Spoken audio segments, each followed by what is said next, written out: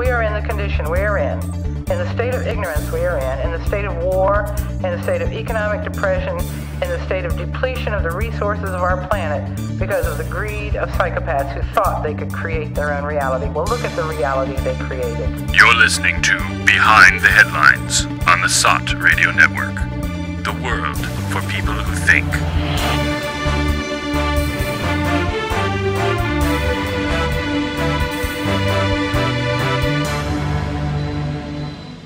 Hello and welcome to Behind the Headlines on SOTT Radio Network. This week we're speaking with none other than Daniel Estulin. Daniel is an award-winning investigative journalist, best-selling author of The True Story of the Bilderberg Group.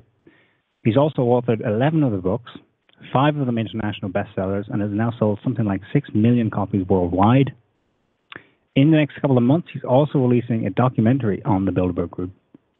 His latest book, Transevolution, The Age of Human Deconstruction, describes, quote, the change of paradigm for humanity that shall define its future and threaten its very existence. It's great to have you here, Daniel. Thanks very much for coming on. The guy who wrote the book on the Bilderberg Group, so that seems like the place to start. Maybe you can tell us a bit about your background and how you became interested in uncovering the hidden elites in general. Well, about 20 years ago, I had lunch with a friend of mine who was in the Secret Service, and over lunch he was telling me about the secret society or private organization. I didn't quite, understood what he was talking about at the time, and he basically told me that 3 years into the future, that would be 1995. Canada will be broken up into English and French-speaking Canada, and all these funny things would go on behind the scenes. And I kind of asked him, why would they do that, and who would be, doing it? And he said to me, some very powerful people, because what they need to do is they needed to balance the budget. It all sounded nonsense to me, and I quickly forgot about that lunch and that conversation until 1995 rolled around, and then, suddenly all these things which this funny man was telling me, so matter-of-factly 3 years before, were right there in front of me on the television screen, and all these characters and individuals and politicians I've never heard of from these obscure, pipsqueak, extremist parties, suddenly they're making very loud and very nasty and very, troublesome statements and announcements, how they wanted to split from Canada, and the other side was saying how, they'd go to Quebec and just wipe them all out, and, how the Civil War was upon us. And, then I kind of understood that what this man knew 3 years in the past actually came from some very, very good sources. And I asked myself if the presidents and the prime ministers really don't have all that much power, and it was obvious that they didn't, then who the heck ran the world from behind the scenes? And that's a little bit how I got into the Bilderberg conspiracy or Bilderberg organization, or call it what you wish, but it's been one hell of a ride. I've been at it for about 15, 17 years, and I'm not the first person to talk about Bilderberg. Jim Tucker talked about it in the 70s and the 80s and the 90s, and before him, Spotlight magazine, and also in the States, they discussed it as well, in the 60s. But I think, what I was able to do was the true story of the Bilderberg Group is make it, popular and cool to talk about it. What it was before, it was very much the domain of conspiracy theories. I brought it into the mainstream. I showed the documents and we all hear people talk about they control the world, they do this, behind the scenes. But we didn't really know who these they were until, I brought it out into the open through the Bilderberg book, and I showed the photographs and documents and, and their secret discussions or secretive discussions. And then I kind of traced it and demonstrated to people how these discussions had very much, effect on the lives of everyone on the planet. And I guess that's what made it popular. And now the true story of the Bilderberg Group has been published in 68 countries now. We just published it in India. It's been translated to 42 languages and 5 continents. And now we have the documentary coming out at the end of May, beginning of June, worldwide documentary, 90 minutes, on the Bilderberg book, or Bilderberg Group, based on my book. So, I mean, the Bilderbergers have the Bilderberg meetings it's not really a conspiracy in the sense of it's in the public, you know. I mean, the mainstream media in the West will, you know, report on the Bilderbergers and say that they're mention that they're having meetings, and there'll be some names thrown out there and stuff. But they present it as more or less a kind of high-level networking organization, where these are powerful, rich people who get together and do business deals, and you know, maybe they talk to politicians. They're kind of lobby groups, like you have in many countries, particularly in the US. You have lobby groups who will petition government for different things, and they're kind of presented in terms of as benign, as fairly benign, normal kind of thing. But so, what is it about them that you contend that is a bit more insidious or a bit more underhand? Well, you know, Bilderberg was a very important element of the oligarchical structures of the cold. Sorry, I think I got a bit of a cold. It was a very important element of the oligarchical structures of the Cold War period, and that is a pretty significant factor, because what it meant was that Bilderberg was a vehicle through which private financier oligarchical interests were able to impose their policies on what is nominally sovereign governments. And you're absolutely right. There's a lot of nonsensical kind of stuff out there about Bilderbergers and, you know, all-seeing eye or an evil eye, you know, Jewish Masonic conspiracy, and you know, just all kinds of just crazy stuff. You know, even, you know, some people talking about them as some kind of, you know, extraterrestrials who came down to Earth, and, you know, we're not going to go into that because it's just so silly.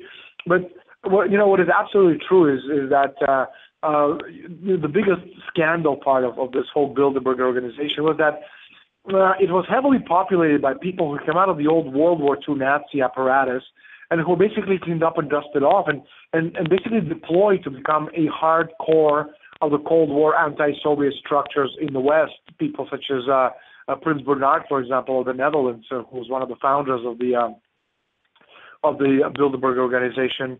He was, you know, Walter Hallstein, the first president of the European Commission, who was a Nazi lawyer. And a lot of the structure itself of European Union was actually based on the Nazi structures, which were put together by Hallstein, you know, 20 years earlier in the 1930s, before the Second World War. But, you know, what is undeniable, no matter how you look at all these organizations, whether you talk about Bilderberg, the Trilateral Commission, which is, you know, a junior varsity member of these organizations, you know, who do things behind the scenes, or the Council of Foreign Relations, which is an American sister organization to the Bilderbergers. You can talk about the Pinay Circle, the Bohemian Grove, and just so many of them out there. They're all conveyor belts.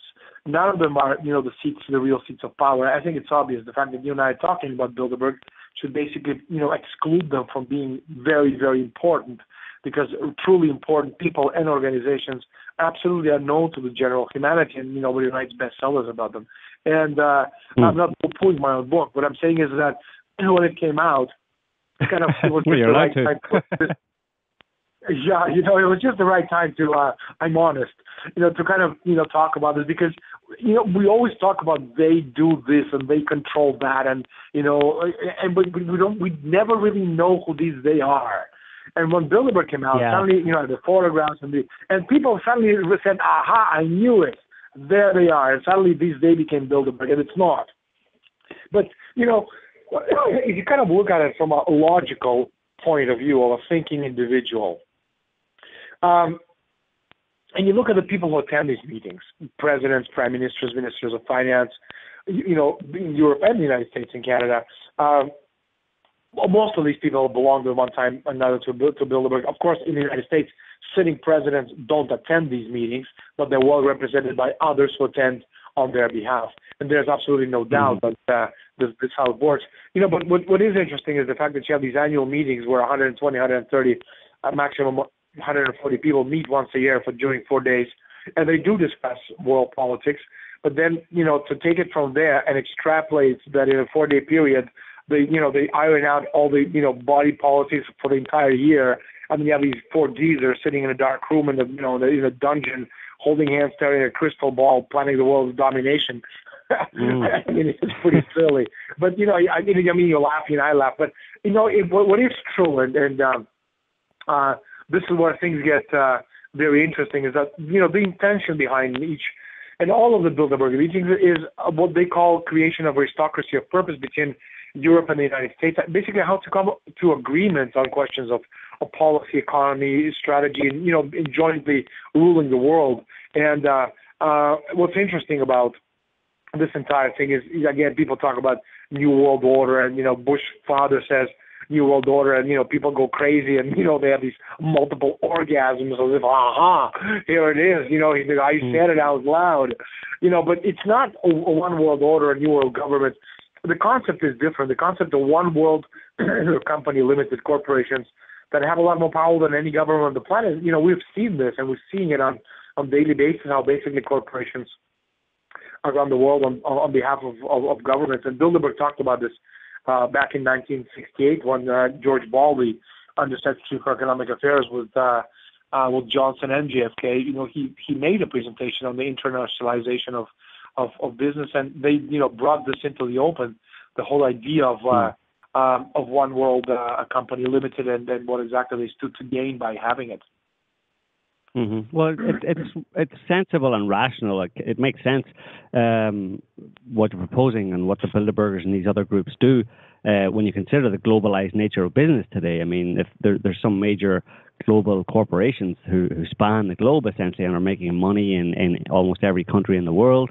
So, it would make sense from their point of view that they get together with other corporations in the same game and, political representatives from those countries, and they all work something out supposedly as far as they're concerned, just to do better business and to, make more profits for the shareholders, blah, blah, blah.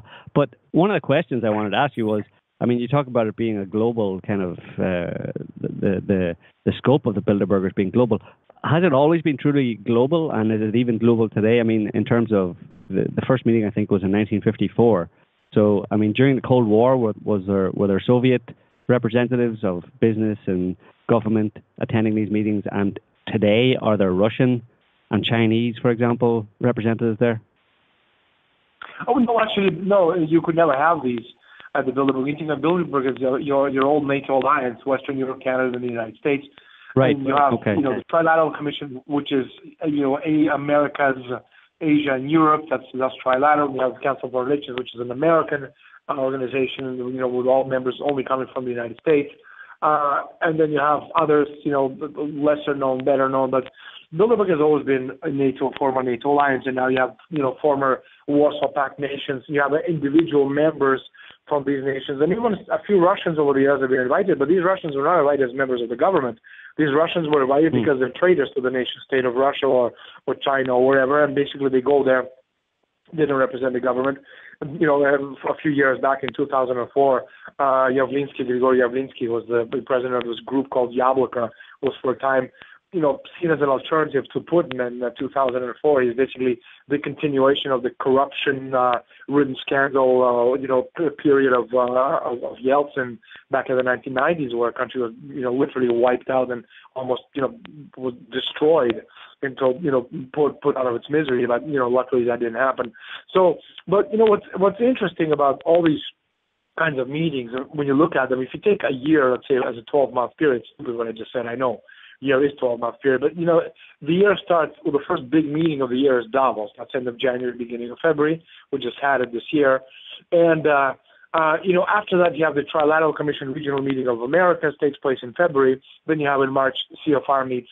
They have their regional biannual meeting, and then in April you have G7, and in May, early June you have Bilderbergers meet. September you have the International Monetary Fund World Bank annual meeting. Then again in October you have the Trilateral Commission Asia. In between somewhere there, the Trilateral Commission Americas meet. And then in November you have the Trilateral Commission annual meeting. And then so basically you have all these different meetings, and you throw in foundations, think tanks, Hudson's and Ford Foundations and Rockefellers and Carnegie's and Hoover's and just just et cetera, et cetera, et cetera. But it's what basically you have, it's a kind of invisible international consensus emerges, and it's carried over from one meeting to the next. But no one is really leading it. That's what's interesting about this. Again, there's not this old geezer, who looks really ugly at these Hollywood films, and there's basically this bad guy with a big scar on his face, and that's cliche. It's not serious. And, so again, no one is really leading this meeting, but the consensus become the background, for example, for the G7 economic communique, and it becomes what informs the International Monetary Fund when it imposes an adjustment program in Argentina or, structural adjustment program in Nigeria. And then it becomes what the United States president proposes to Congress, and somewhere in between, it becomes, national policy of governments in Europe. Before you know it, the European Commission is talking about it. And before you know it, the president of the European Commission is making it into European law. And before you know it, it's all over the place in every newspaper in the world. And you just kind of say, well, how did this come about? Well, it just came about because somebody decided it was important, but it was important of these forums, behind the scenes and that's how all this stuff really works.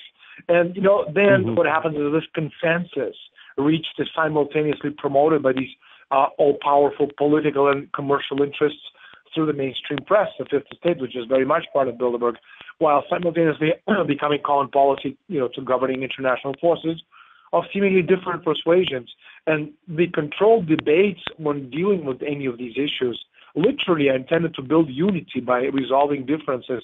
And that's how this stuff works. And again, it's logical on the one hand, but on the other hand, if you actually kind of go into what these people have done over the years, and I can give you some very blatant examples, which will make you sit up and wonder.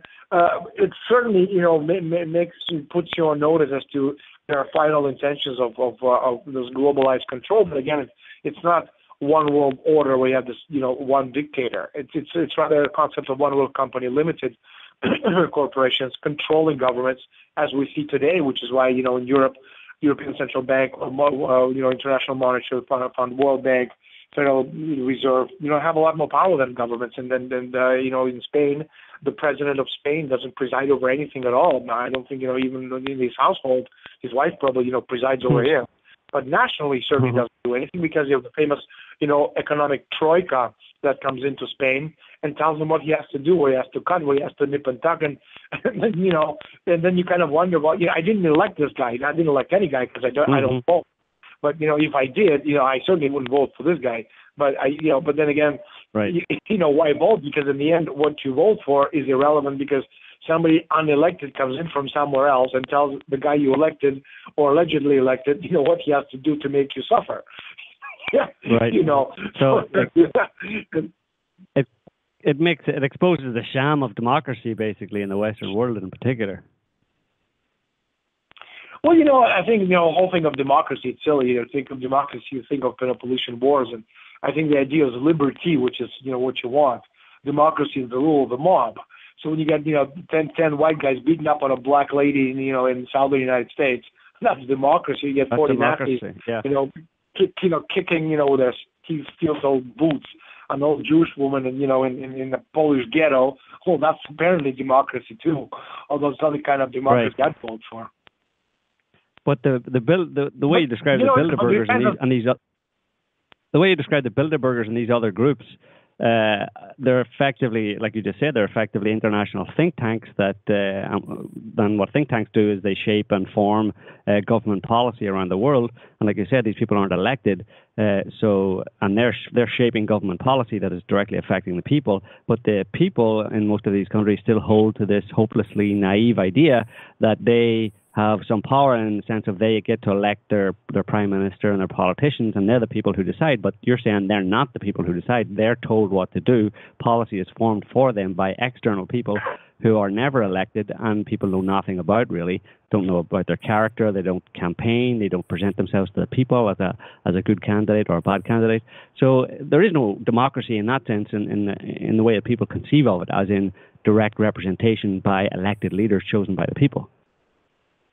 Well, people may not recognize it, but, the reality is that the world has been living under this oligarchical imperial structure, which you just described, for the past 4,000 years. And, you first had, at some point, the Persian Empire. When Greece had won over that Persian Empire, they could have turned the Attic Sea Alliance into an alliance of equal partners, but they decided to become an empire instead. And this was described by Thucydides in the Peloponnesian War, and this was followed by the Roman Empire, then the Byzantine Empire, then the Crusades, which were wars on behalf of the Venetian banking system, which later on became, Bilderberg, and then the Anglo-Dutch Empire, which exists since 1763 in various forms until today, again, in the form of globalization and the Bilderberg Group, and in between you have the synarchists and the Martinists and all that other stuff. But basically, the system hasn't changed. It's the same oligarchical imperial system which has been running the world for many, many years. And if you go even a little bit further back in time, instead of 4,000 years,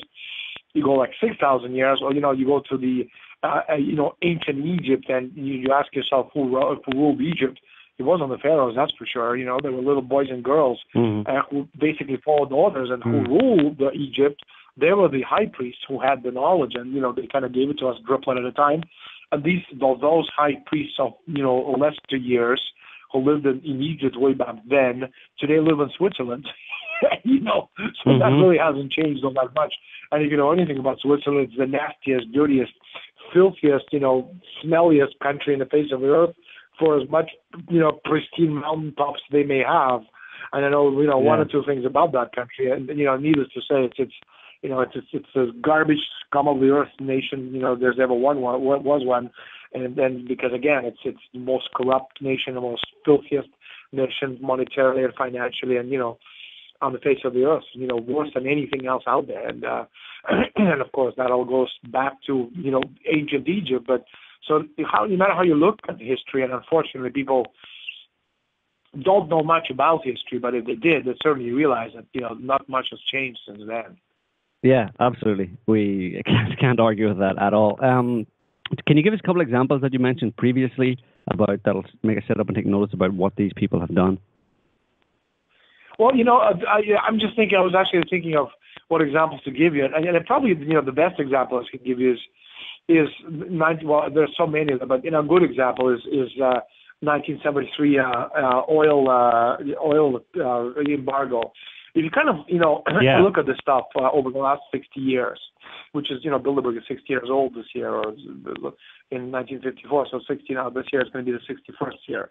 It's since its inception, basically the Bilderberg Group imposed one of the most profound shifts in economic and nation-state policies, the paradigm shift to post-industrial society, or economy, your oil shocks, credit cut-offs, interest rate shocks, forcing the world economy to go to zero and eventually negative growth. And the results of this far-reaching policy today, are self-evident. And, I can't think of a better example than Detroit, which once was the engine of America's economic and industrial and engineering growth. And today it plays, and it kind of looks like this decrepit thing you see in Hollywood films. I Am Legend by Will Smith, or some zombie film with Brad Pitt.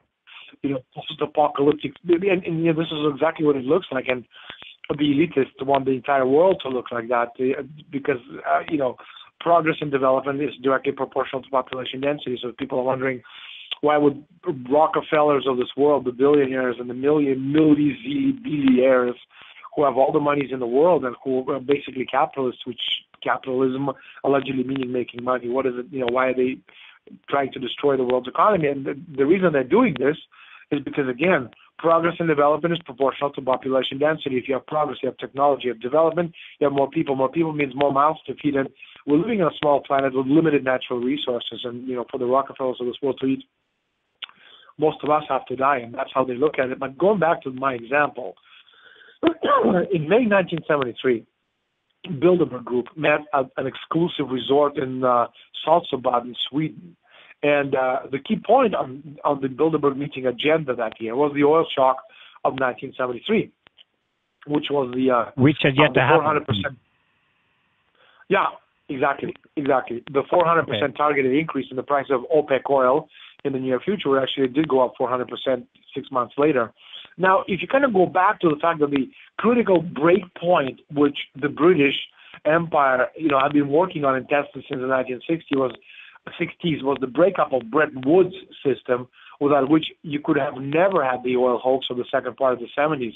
And so beginning in mid-1970, 73, 74, and extending all the way through the Carter administration to the 79-80 period, the European oligarchy basically was intent on breaking up the system that FDR had set in place for post-World War II order that was premised on the decolonization of the planet. That's what, Roosevelt wanted to do, break up the British Empire. He knew that they were evil. He wanted to get rid of them. And so Churchill initially, and then, British in general, they took serious steps in the mid to late 1960s under Harold Wilson's administration in England to weaken and effectively destroy the Bretton Woods system. And in 1971, Nixon basically pulled the plug on the whole thing altogether. And so basically the stage was set to go from the system of fixed exchange rates that gave an advantage to real production, development, and investment. And after 71, everything went in favor of the speculators. So the oil shock of 73, the 400% targeted increase in oil prices, if you kind of look back and compare those numbers to today, I'm sure it actually went beyond 400%. But all that was aimed at launching a systematic process of looting of the actual productive wealth of all the major nations of the planet. And, the Bilderbergers and company, they knew that this increase of the embargo was coming because, they basically did everything in their power to force the Arabs' hands, to force the embargo on them. Now, the oil hoax, and it was a hoax, ultimately created this enormous volume of wealth transfer, nominally into the OPEC countries, the so-called petrodollars. But all of that money went to London and Wall Street to be managed. So the financial oligarchy in the major centers used the oil hawks, to establish an absolute domination over world credit and to make sure it no longer went to any development. Now, if you kind of analyze the structure of the hoax on that 1973 period, you have to understand that prior to Egypt-Israeli war in 1973, oil was priced in long-term deals between nations, for example, between the United States and Saudi Arabia, where the price of oil through the oil company was set at, something like $10 a barrel for years. And that would not fluctuate. It was a fixed price. So what happened then, the war was used as a pretext for there to be an oil embargo against the United States and also other Western nations that supported Israel. And so to get, your oil or their oil, the oligarchy set up a spot market in Rotterdam where the United States and other nations that were on the boycott list would go and buy their oil, and they would pay market prices for this.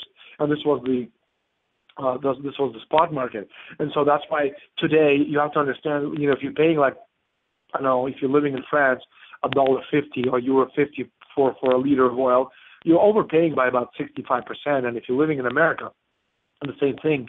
There's something to be said, the fact that in Russia, oil costs about 60 cents a liter, and in Saudi Arabia, it's like 6 cents a liter. And in Venezuela, I think it's like 6 cents a liter as well. It's the same oil, no matter where you look at it, just the price is different. So basically, the discussion during the 73 Bilderberg meeting was not about how we, as some of the world's most powerful representatives of the world's industrial nations and cartels, convinced the Arabs not to increase oil price so dramatically because it's going to hurt our economies. They knew that it was going to hurt the economies, but they wanted the oil embargo. They wanted the price increases because, again, they wanted to deindustrialize America. If you talk about the Rockefellers and the Kissingers and Brzezinskis, they're not American citizens or Soroses. They're American citizens because they have a passport. They're internationalists, they're globalists, they're traitors to the nation states that they apparently allegedly represent. And so these people couldn't care less about their country. They talk about, this pan world, this one world company limited, which has very little to do with nations. So these people at this meeting, knowing that you're going to have this 40% price hike, they talked about what do we do with all the petrodollars that will come inevitably to London and New York banks from the Arab OPEC, oil revenues. So by basically manipulating the price of oil, you can manipulate the development of the third world, which was beginning to look as if it could grow into significant competition. And this is what happened in Africa. You had so many African nations in the 1970s after they recovered their independence and they were getting back on their feet. They were pulling themselves by, the proverbial bootstraps. And, they were beginning to make deals with Russia and China and, all these other nations. And they looked like they were going to be independent countries. And so by pushing the oil price through the stratosphere, 400% increase from, $3.50 a barrel to $11.60 a barrel, it destroyed these countries, just brought them back into nothingness again. And so this oil price jumping by 400% by, January 1974. And again, I show it in my book, The True Story of the Bilderberg Group. There's a document which was kindly given to me by William Engdahl, an economist, American economist. And in the document, which he obtained from his Bilderberg sources, they're talking about it, I think on some page 65, how they say, the price of oil right now is $3.50 a barrel. We want it to go somewhere between $10 and $12.50 a barrel. So, 6 months later, it went to $11.65. I'd say that's like, right in the middle. So people that are saying that all this Bilderberg stuff is a conspiracy theory, you kind of look at it and say, you really don't know anything about how the world works. So anyway, I kind of got off topic for a bit. So, this price shock immediately halted growth in Europe. It smashed the industrialization of the developing countries in the third world, and basically tilted the power balance back in the direction of London, Wall Street, and the dollar system. And the orchestrated oil hoax of 73, 74, with its introduction of financial speculation in the oil market via the spot market, it created this huge pool of petrodollars with which the city of London could wage war against nations. And then they used it to fund operations to transform the United States from within, including the takeover of the U.S. banking system and the cartelization under the euphemism of mergers and acquisitions. That's the term that they used back then, of corporate America. And basically Wall Street was transferred into this giant casino where, betting on financial instruments replaced investing, and the connection to reality was just, severed.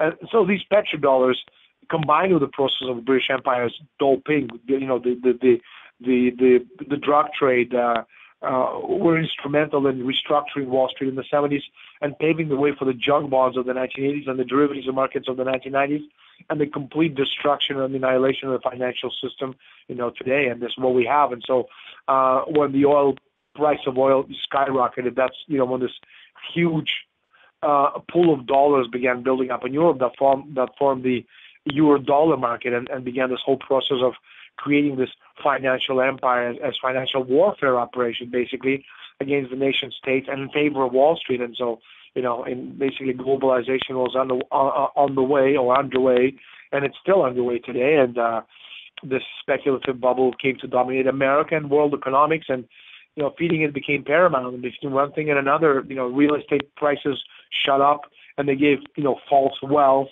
to these individuals who could turn into mortgage debt, and et cetera, et cetera, et cetera. And before you know it, you have this derivatives market which ultimately exploded, and they falsely portrayed it as a subprime crisis, but in reality it was the death throes of the financial system itself. And again, it was all orchestrated at these private, very secretive meetings, because again, progress and development of society is proportional to population density. So you have to make sure, if you're the elitist controllers, that the people, you and I, the great unwashed as they call us, would never have real wealth.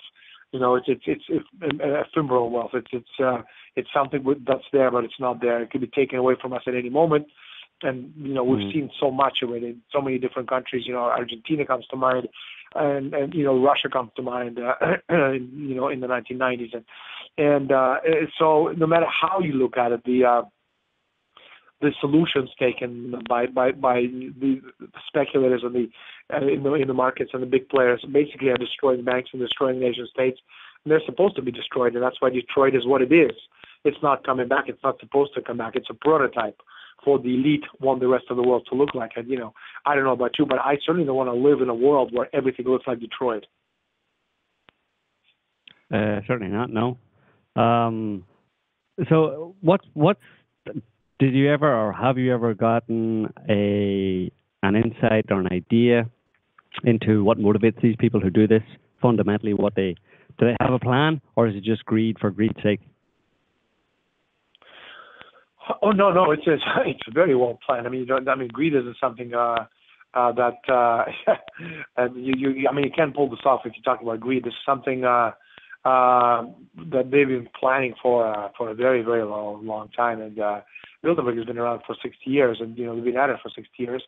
But the idea itself of destroying nation states, it goes much further than that. It's just Bilderberg is, again, it's a name which everyone understands as kind of a system of control. That's why I kind of talked about this. But again, Bilderbergers, they've discussed this whole thing of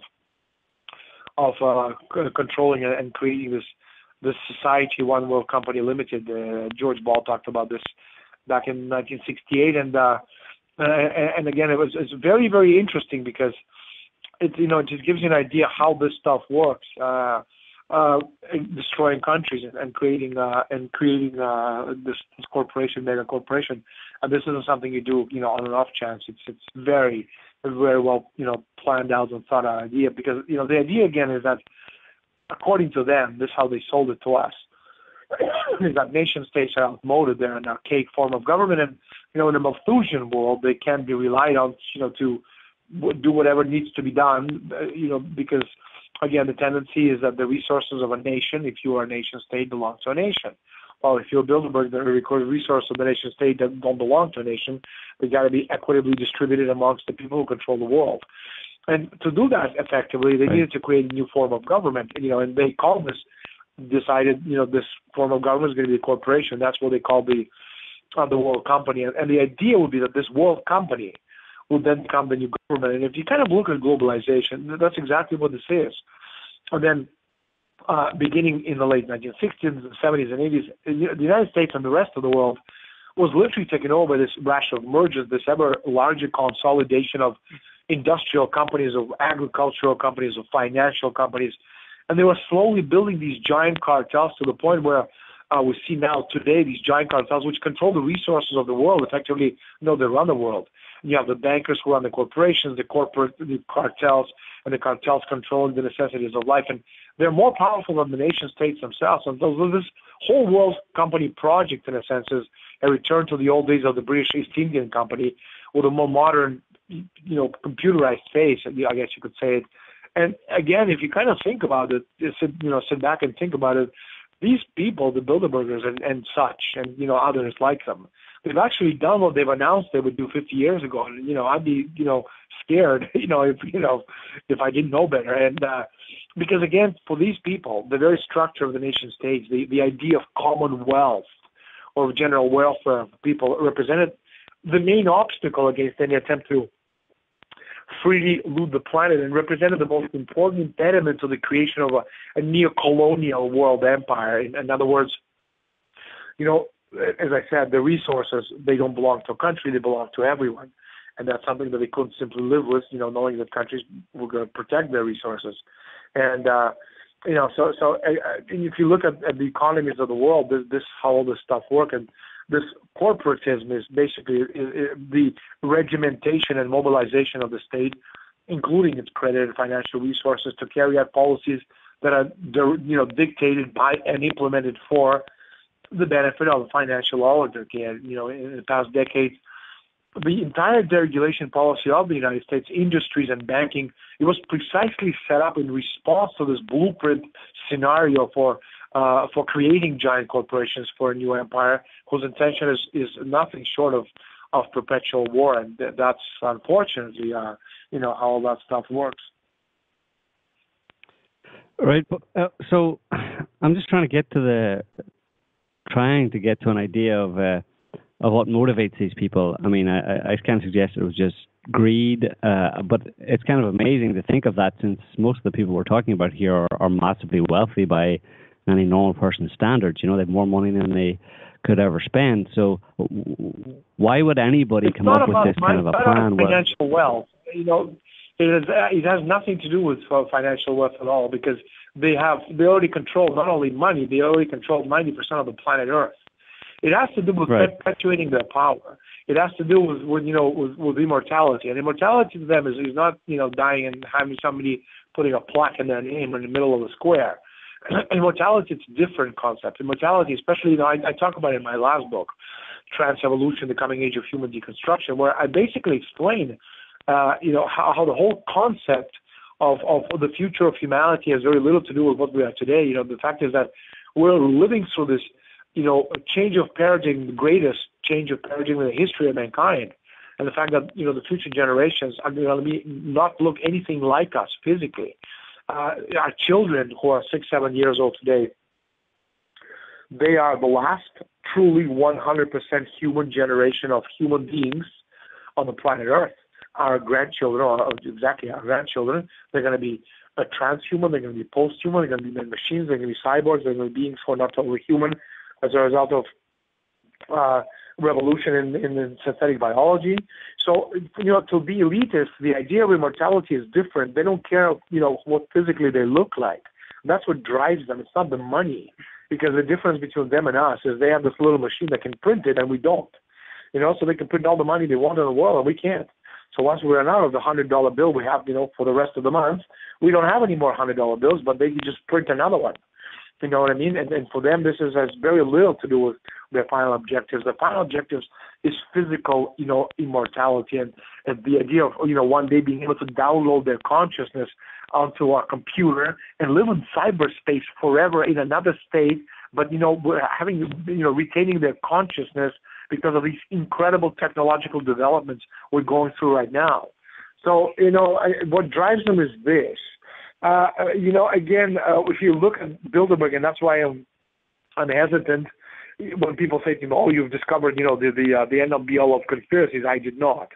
And if someday I do, I'll be like 10,000 years old because I haven't scratched the surface because the stuff is like a circus. That's what it is. It's just a goddamn circus. But the fact is that there's just so much stuff out there, so many societies, so many organizations, and it's just amazing when you start looking at all these individuals and corporations and people, and how deep the rabbit hole goes, and just how much is there, to investigate, and to get at, and how little we know about really the world's, the uttermost secrets of the world we live in. So, Daniel, are you suggesting that they want to sort of genetically modify the masses, or they want to genetically modify themselves to extend their existence, to extend their life? Well, life extension, their life extension is immortality. But, I also believe in the concept of immortality. For me, in 2010, I went to Cuba and I met Fidel Castro. He read my book on the Bilderberg Group and he loved it and he wanted to meet me. So he invited me to Cuba and I spent a week, in being his guest. And in my 3.5-hour meeting that I had with Castro, I said to him, I said, Comandante, how do you understand immortality? And he started talking about Karl Marx and Lenin and all this nonsense. And I kind of looked at him funny, I guess, at one point, and he kind of stopped because he realized that I wasn't a Cuban lackey who was just going to sit, and then eat it all up.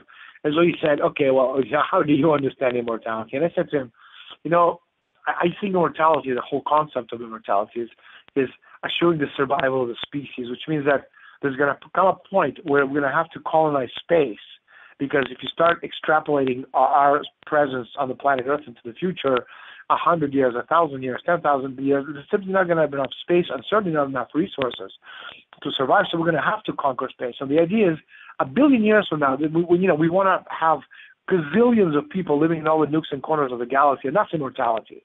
For as far as I'm concerned, it's an extension of life. Through others, we'll be living our life. We'll become immortal because we've contributed, to the growth of society, to the knowledge of society, through our divine spark of reason. And it's just a very different way of understanding immortality from what they understand immortality, because to them, immortality, it's a metaphysical concept. And for me, I don't believe in God, and and even if I did, I couldn't tell you if there was God or not. I was never there. He never talked to me, so I can cross myself, 100 times a day or 1,000 times a day. But there's no guarantee I'm going to go to heaven or hell. It doesn't matter when I'm dead. What I am sure is what I said. The whole idea of immortality is that it's the extension of us as people through others. Our children, our grandchildren, so on and so forth, the embodiment of immortality. And this is what secret societies have done for thousands of years.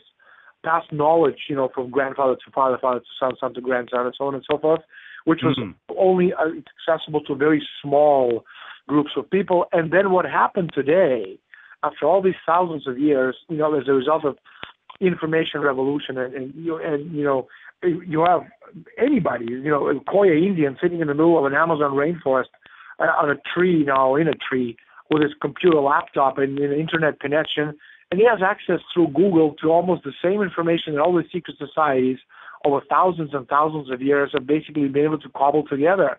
And so the elitists are saying, hell, what are we going to do now? Like these people, these great unwashed, these Mowglis have almost as much knowledge as we do.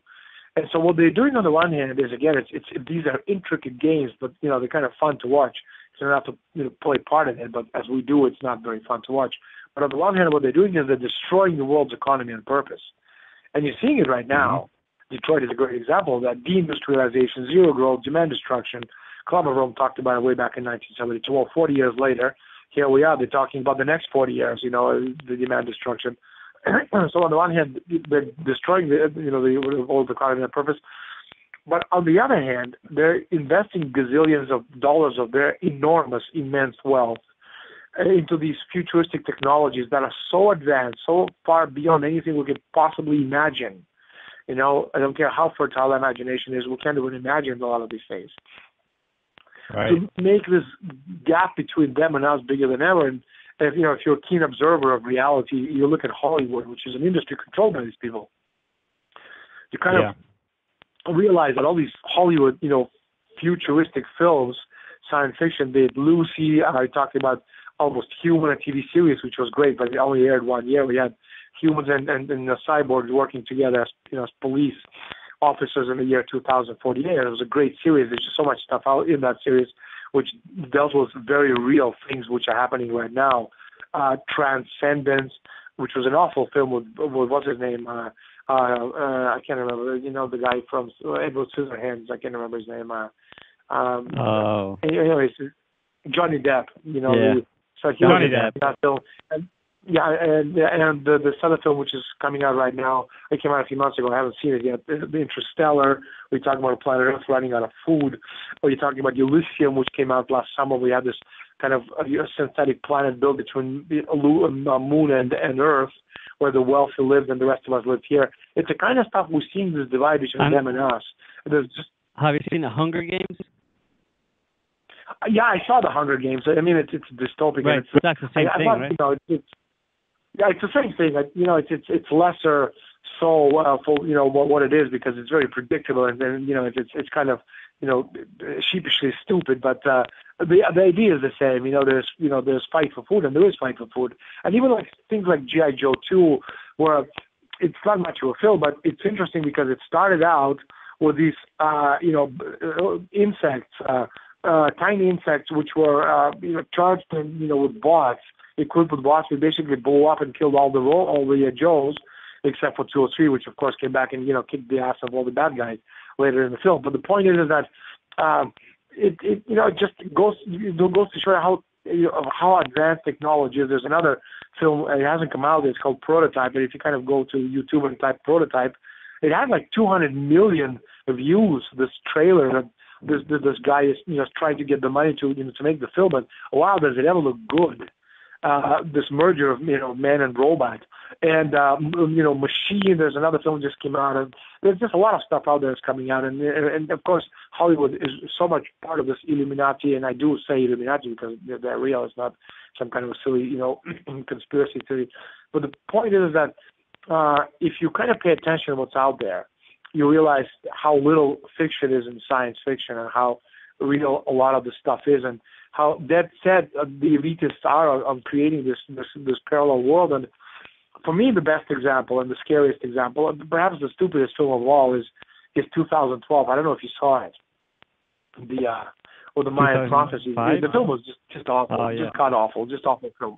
But there was a scene in that film, and it kind of jot him into realizing just how real the possibility of that happening is, where the world is going to hell in a handbasket. They're literally minutes away from imploding or exploding, and you have all these arks, Noah's arks, built by these billionaires, where only the wealthiest of the wealthy for $1 billion a piece could go on these ships. And you have the Queen of England, and you have these billionaires, Arab sheiks and their families, and little dogs go in as well. I don't know if the dogs got half price or not, but certainly it's you look at all these people and you say wow, the rest of humanity, all of us, going to hell literally.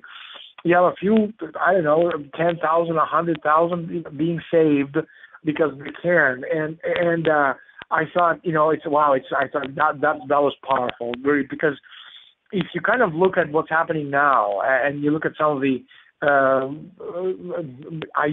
not ideas, I can't think of a word, some of the projects in motion currently, and one of them is 2018 Mars One. That's the Dutch private outfit. They're sending a ship full of people to Mars on a one-way trip, an expedition. Basically, these are your pioneers. They'll live there and they'll die there. And the Russians and European Space Agency, they're doing the same thing, preparing one-way trip to Mars by the year 2023. And so we're getting a lot of play in the media to these projects, and people are saying, "Wow, these people are not coming back." But I have a different take on it. I think that call me a conspiracy theorist if you want, but there's a lot of the stuff is based on observations which over the years have always proven to be right on. If they're talking about this, if they're playing it up in the media, the fact that you're gonna have the Dutch sending a ship to Mars, and the Russians and European Space Agency are sending ships to Mars. What's there for us to think or not to think if the elitists away from the spotlight will also be going to Mars without us knowing that they're going to Mars? And if that's the case, my question is, what is it they know that we don't? What's going to happen between now and 2018 or 2023? And if they're leaving, does that mean that this planet is finished? Does that mean that something is going to happen to us? Because with today's technologies, especially nanotech, if you're talking about real technologies, and not talking about nuclear weapons, which is it's past history, past terms, past tense, and futuristic technology is so much more powerful than anything nuclear we can possibly imagine. Next step is fission fusion, So, but my point is that I think I'm getting off topic a bit. But the point is that the survival of the fittest and the immortality that these people understand as such is very little to do with how we understand it. I guess I could have said this like 20 minutes ago. No, yeah, but it's good to explain. It's good to flesh out the ideas. But I just on the idea of the elite all taking off to Mars, I would drive them to the spaceport, and see them off, It'd be kind of interesting, though, if they think that they're going to go to Mars maybe or something because the planet's screwed and it's going downhill. But as soon as they leave, it starts getting better. And then they go, let's come back. It's not so bad anymore. But as soon as they come back, it starts going to hell again, They might eventually figure it out after a few...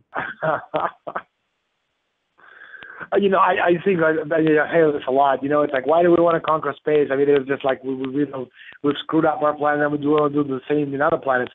It's not about that at all. It's the fact is that you do have some nasty individuals who are destroying everything inside. That's true, but humanity is, we're not like that as people. But the point is that space, it's the final frontier. It also has all the natural resources that we need to survive on Earth.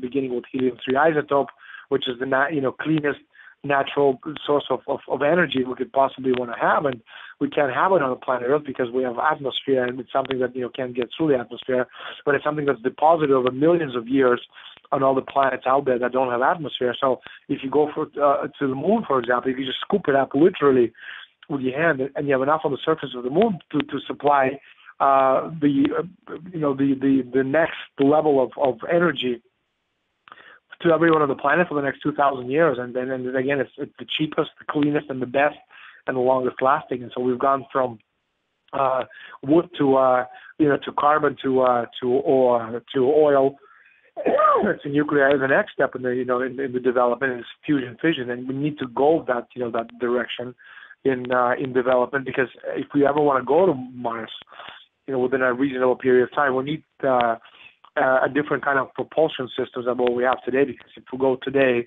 it's going to take us, without getting into too many technical details, we basically need about 300 days to get to the moon, to Mars from planet Earth and to the orbit. Because of the problem of gravitation, when we get there, basically you'll be looking at this jelly bean with eyes, and that's not good for our bones.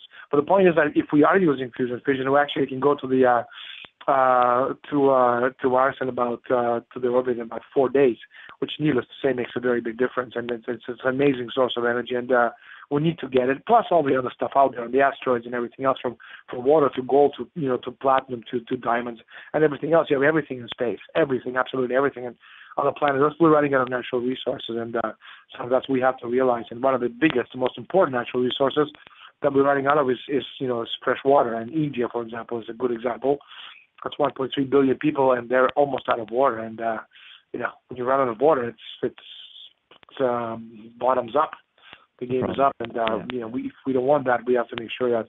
But again, it all goes back to the same thing. It's the equitable development of the planet, the control by the people who run the world from behind the scenes, who have been running the world from behind the scenes, not since the Victorian times, but since the prehistoric times, the times of the Great Pyramids and the Egyptian pharaohs, and the same nasty individuals who ran the world back then. They still run the world today, and that hasn't changed at all.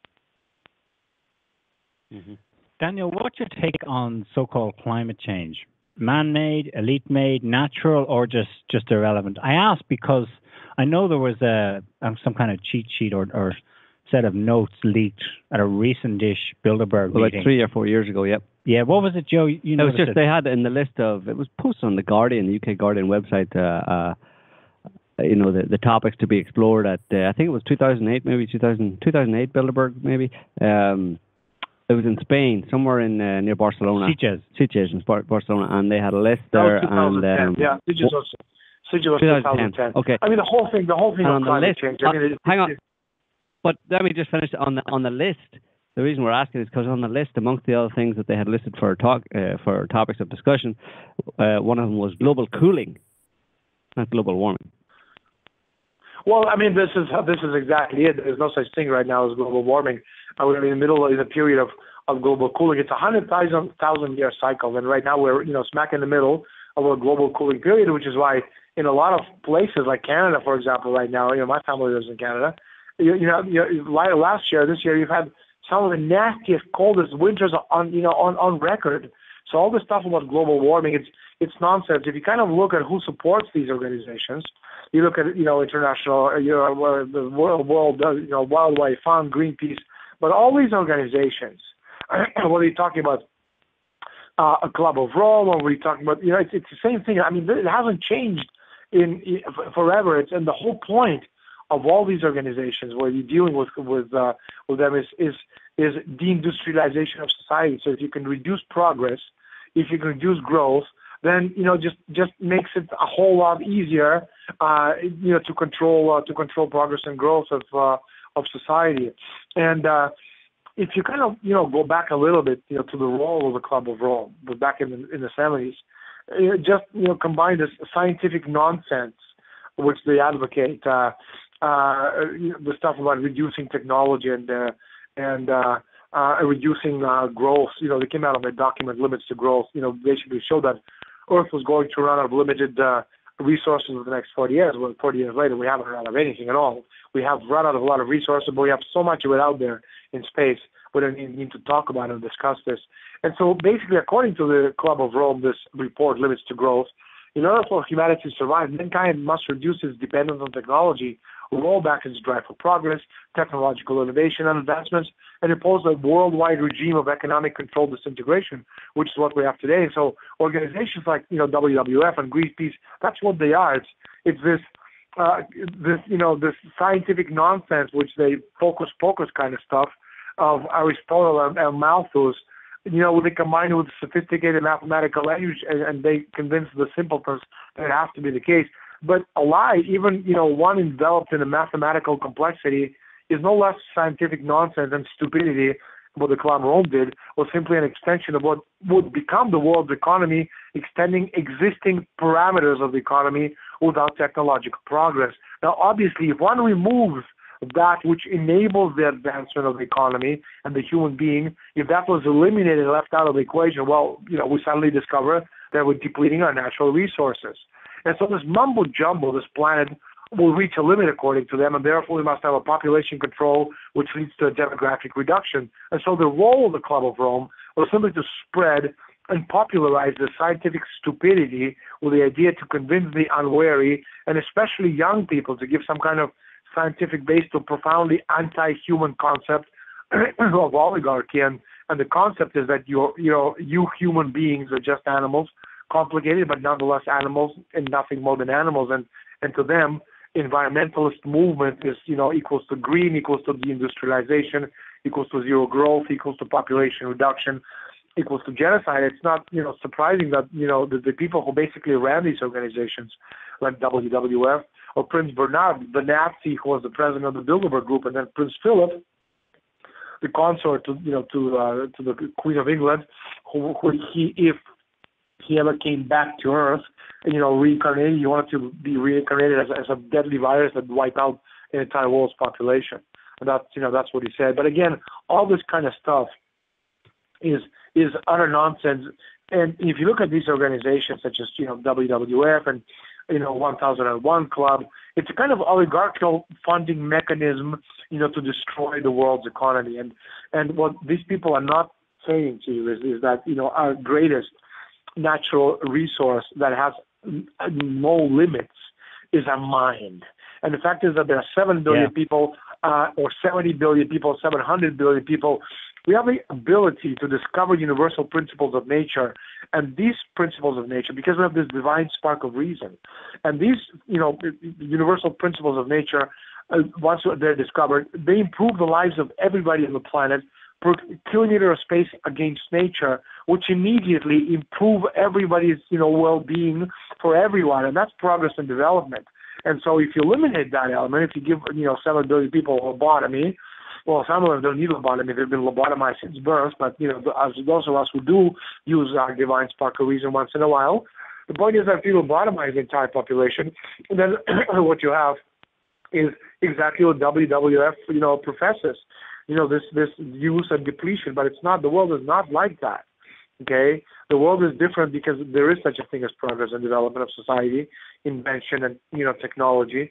And that's why we need to technologically develop, because there's going to come a point in the history of development of society where we're going to have so many people that unless we have the technology, we won't be able to support life on the planet. And so we eliminate the industrialized society, and we turn everything into Detroit. You're going to have a collapse in population base, and this is what they want. And this is why, beginning in the 1960s, these, the people such as Prince Philip, the Duke of Edinburgh, and the Prince Bernard, the Nazi, actually they're both Nazis, they created this world environmental movement, which they have, the kind of a counter culture social base beginning to be built up as a means to create the appearance of a mass social movement, when it was simply the oligarchy pushing the same old piece of population genocidal garbage, which they try to push on us for I don't know how long now. And this this is just another good example of how Bilderberg and these societies work, because again, when they're talking about Bilderberg or Council for Relations or Club of Rome, they're all united, they all work together, because the people who are members of these organizations, then members of Bilderberg and Trilateral Commission and all these other think tanks and foundations. It seems strange to me, though, that if they're thinking in this long-term way about depopulation, or at least controlling a far smaller population, and if that would be the ultimate goal, that throughout this whole time they've been thinking and working towards something like that, the population of the planet has actually exploded. Well, it hasn't exploded, but it's certainly bigger than ever. That's for sure, because they tried to kill us off so many times in so many different ways, and even in the Black Plague epidemic, they back in 1345 when we had half of Europe wiped out, when as a result of this first big economic meltdown, when the Bardi and the Peruzzi's banks went down, and the whole thing was orchestrated by the Venetian black nobility. But even back then, the population dipped, but very, very a little bit.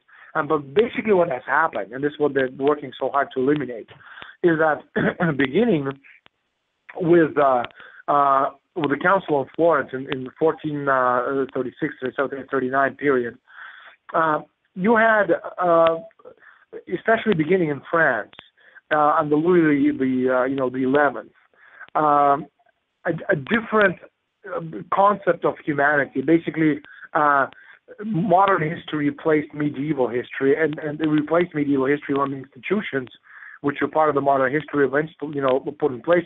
And basically, as a result of Council of Florence, France became the most important nation in the world until after the Napoleonic times.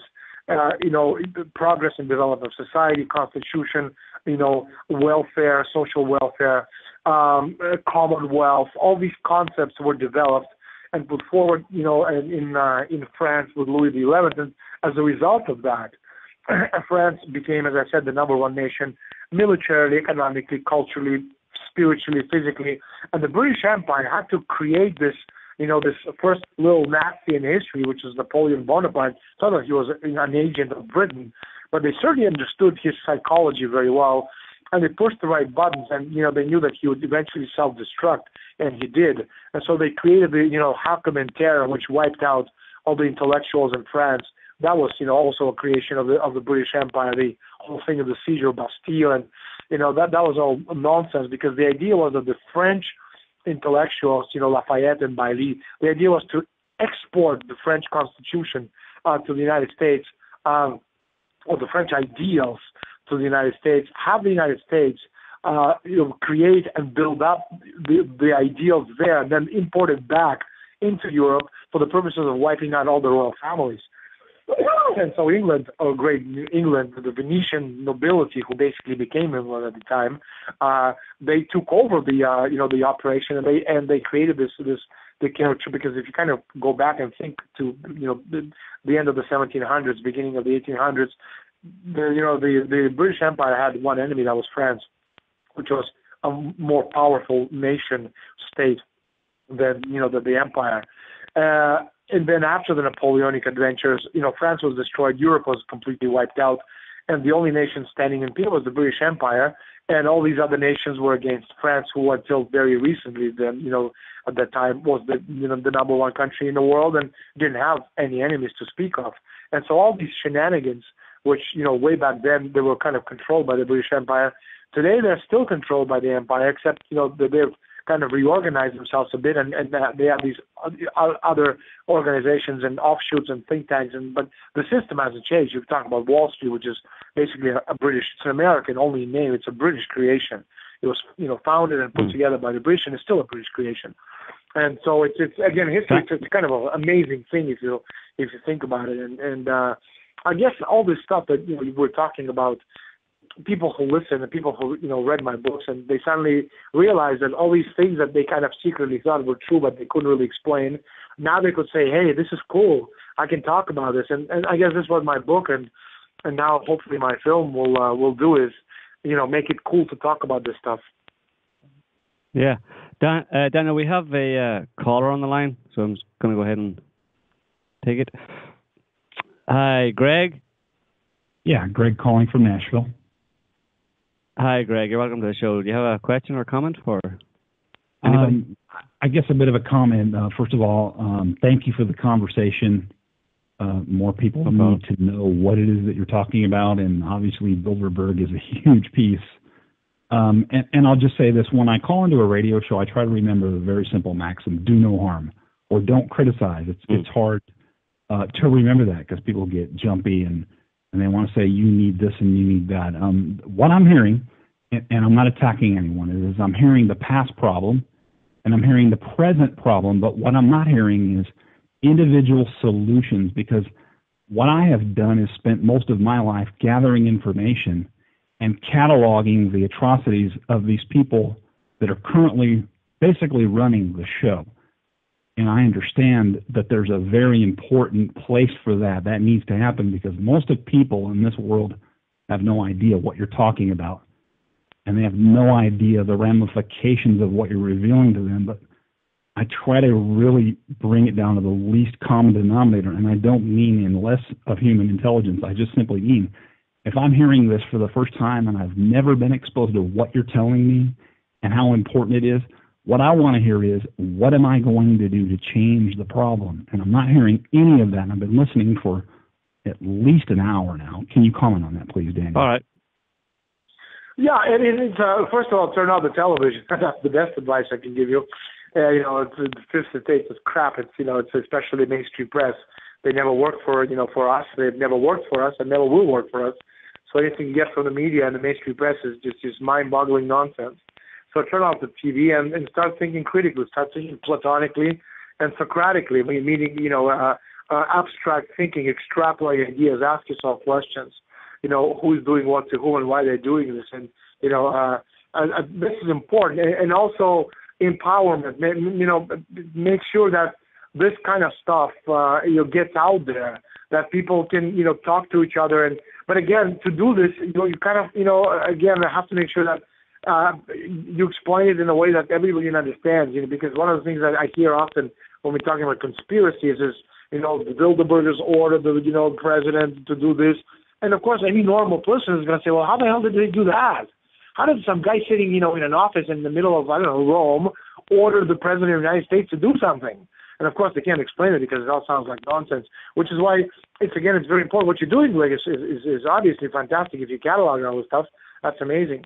It's important to understand who these people are. It's important to know their names. So when you watch on television, there's countless, faces, and, unless they're called Kim Kardashian or Obama, we don't know who most of them are, but we must know them because there's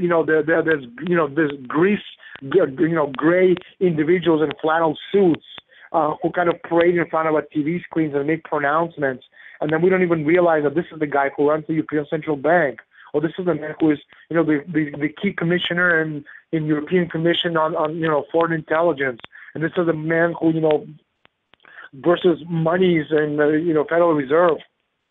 Know the names of these people, know what they do, understand that this is real, get as much information as you can, turn off the television, be a human being, and most importantly, whatever you do, make sure that you work towards the future of humanity because, life doesn't end with us. We are here for a purpose. And I'm not talking, from a religious point of view. I'm talking from a metaphysical point of view. The point of view is that as long as we live, we have an obligation to do good for humanity. And that's, I think, one of the, biggest maxims one can live by.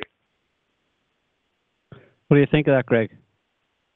I think that was excellent input. I love it. Turn off television. That's probably one of the things that I tell people is the most important.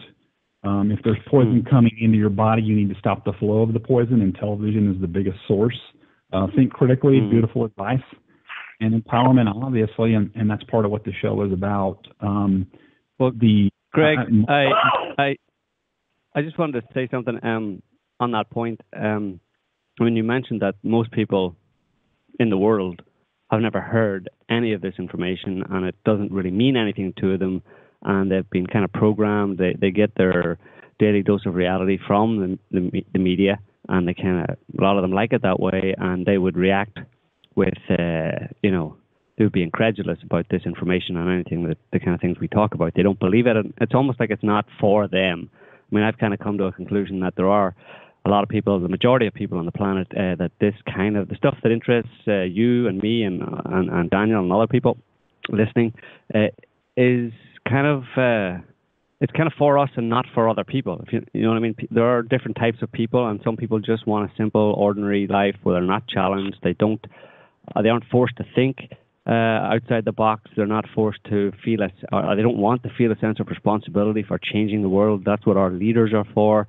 etc. And I really do think that there are people who you can't change in that way, So it's kind of like banging your head against a brick wall for anybody to try and think that they can change those masses of humanity in any fundamental way or bring them up to, quote unquote, our level, The more I look at the way the world is going and the people in power in this world and what they're doing and how little power ordinary people have, even us have to, who know a lot of what's going on, how little power we have to affect any change, I kind of more and more find myself falling back or into the role of almost as if my purpose here is to be a kind of an anthropologist studying the kind of dynamics on planet Earth within the human population and kind of document it, put it out there publicly, do your bit, and there's a lot of compassion for all of the evils and wrongs that are happening in the world, but it's tempered by an understanding that we can't do much about it. And that's why I tend to fall back into, well, I'm just going to observe, watch this show as it goes down, be amazed at and horrified as well at many of the things that happen. And then where it goes, really, I don't pretend to have any power to change it. And I'm not sure even there's a large enough group of people on the planet who would be able to get this information to be able to change it. The people in power have such control over things that it's going to go the way they want it to go, with the caveat, though, that the planet itself seems to react to stuff that's going on the planet at a human level. I mean, we've seen a massive increase over the past few years in things like fireballs and meteorites. We had that explosion over Russia last year over Chelyabinsk. The incidents of volcanoes and earthquakes, tornadoes happening all over the place. The planet on an ecological level, on a climate level, seems to be reacting to the weird stuff, the negative stuff that is happening at a human level. So that's a factor that I think should be remembered as well, that to a certain extent the planet has its own consciousness and it reacts in its own way to things that are going on, you know. It does, and I think you made a very beautiful point in terms of what you said about a big number of people not either wanting to be reached or unable to be reached. And if you're listening and you happen to be a teacher or a purveyor of this type of information, I think that's very critical that you hear and understand that. I happen to be a teacher of this type of information, and the bottom line is simply this.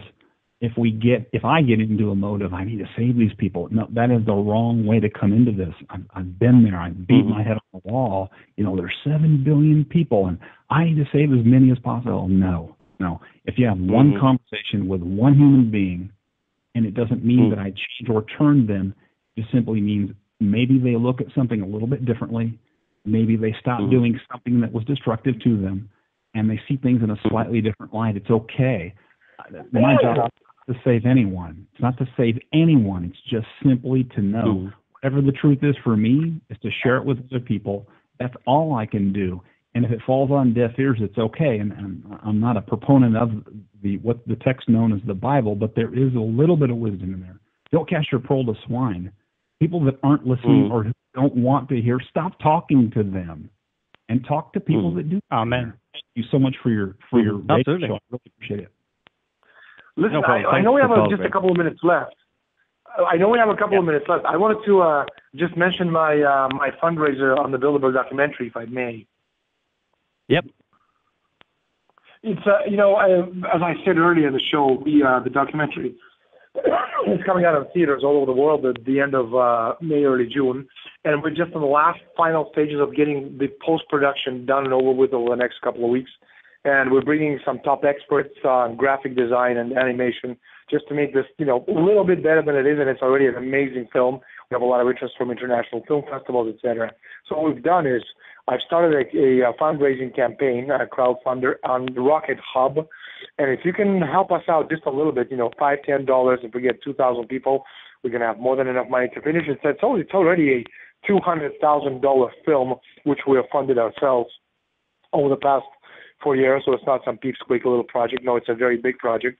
And we just need another $20,000 about to get this done. So if you can, go to Rocket Hub, type in Bilderberg. It's going to take you to the page and donate. You get some, nice prizes as a compensation.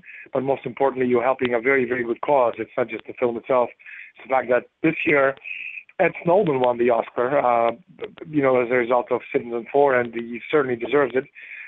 But this whole thing about social awareness and people becoming aware on a global, level of what's going on around us, it can certainly help us next year with getting the information about and out on the Bilderbergers themselves. So if you can, go to Rocket Hub, type in Bilderberg, go to the page, and help us out if you can. It'll be very, very appreciative. And you can also see the 2-minute trailer of the film, which we did a few weeks back, and I think you'll be very, very surprised. It's just how awesome it looks.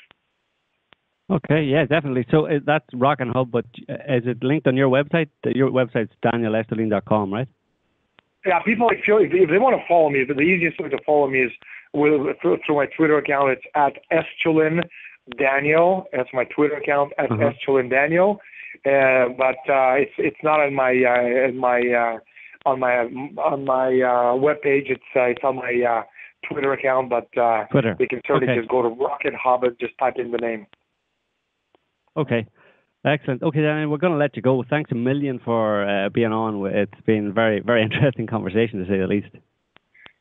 It was an interesting conversation. We've certainly touched on the subjects, which I haven't talked about for a while. We've been talking about other stuff, and right now we're doing a lot of promo because I was just nominated for Nobel Peace Prize, and that's one of the things I forgot to mention. And yes, cool. I actually did forget to mention it. Yes, and And so we do a lot of. You're up there with Obama.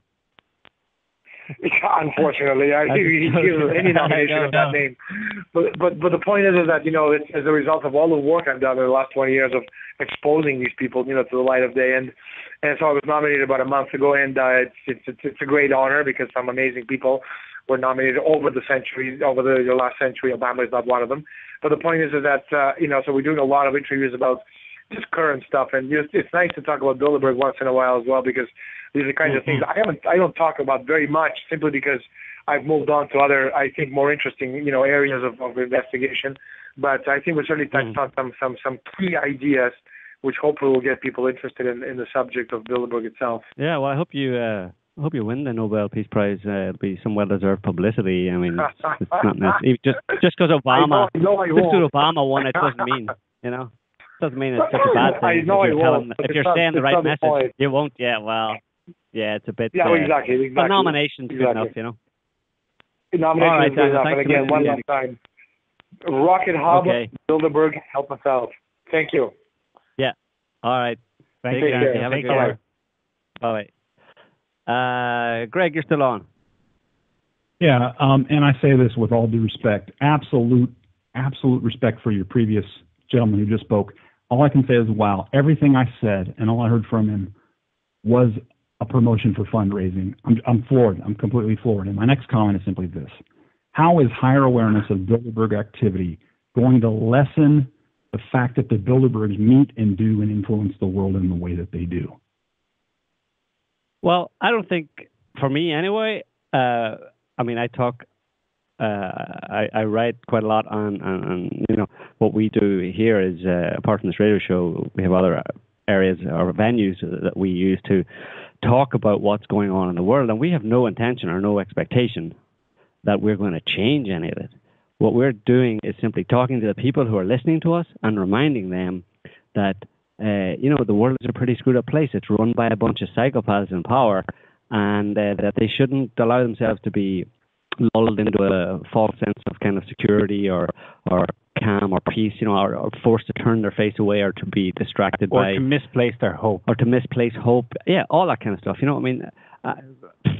don't. To be fair to Dan, I don't think he was promoting this stuff all the way through. He was talking very quickly about an awful lot of stuff. It was just at the end. But he had asked to kind of if he could promote what he's doing, because, that's fair enough. It's an equal exchange as far as we're concerned. But just on the points that he's talking about Bilderberg or you could ask the same question of us or anybody else. Why do we write about the evils of NATO and their warmongering and their slaughter of Muslims in Iraq and Libya and Syria? We're not going to stop them doing that, but we feel it from a conscience point of view that we have to actually speak up in whatever way we can publicly about that, because it's wrong.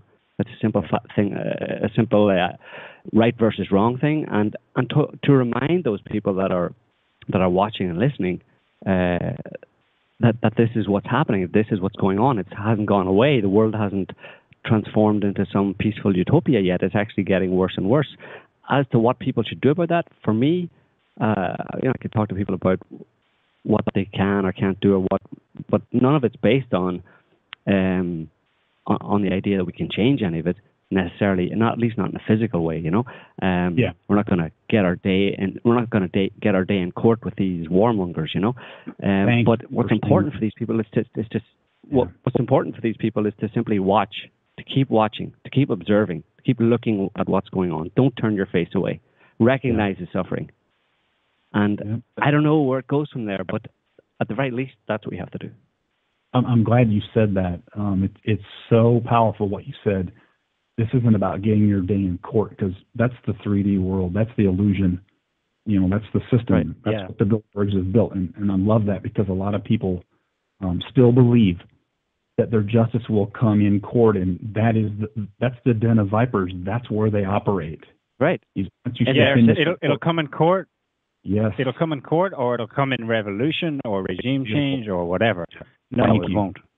I do. And let me just ask you, this is just an offshoot thing. It's been a long time since I bumped into these two fellows, and they have a good place in the world. What's your opinion, just generally speaking, of like an Alex Jones or a David Icke. They kind of got me started, got me chewing on this stuff, and sort of pointed me in the right direction.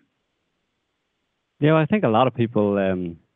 It was the same for me. A lot of people come into this kind of get their initiation, I suppose, by those people because they're quite those two that you mentioned, that they're quite high profile.